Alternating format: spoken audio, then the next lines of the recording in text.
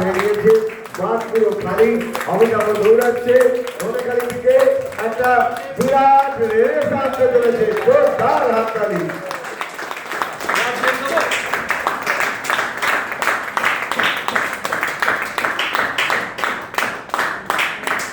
খুব ভালো ছেলে।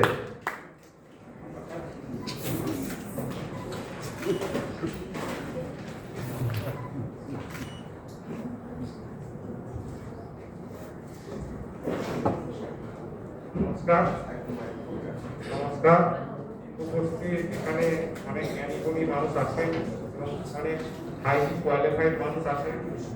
এখানে উপস্থিত থাকতে পেরে আমি সত্যি নিজেকে ধন্য মনে করছি। আজকে যে কথাটা আমার মনে পড়ছে, 2020 সাল, তখন লকডাউন পিরিয়ড চলছে।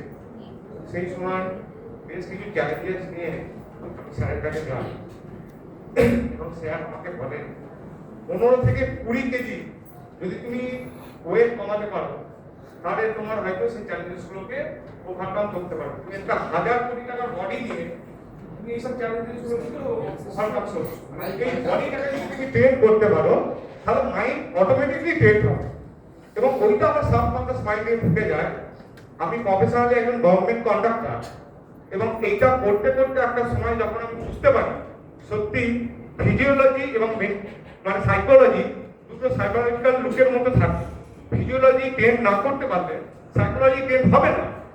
তো তখন থেকেই আমি একটা রিসেন্টলি আমার একটা ওয়েলনেস সেন্টার আমি খুলেছি এবং স্যারকে ইনভিটেশন করেছি।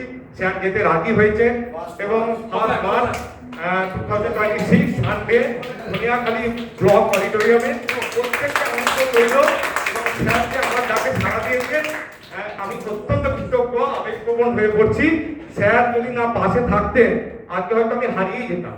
স্যার সবই জানেন। তো এই কথা বলে আমি আমার বক্তব্য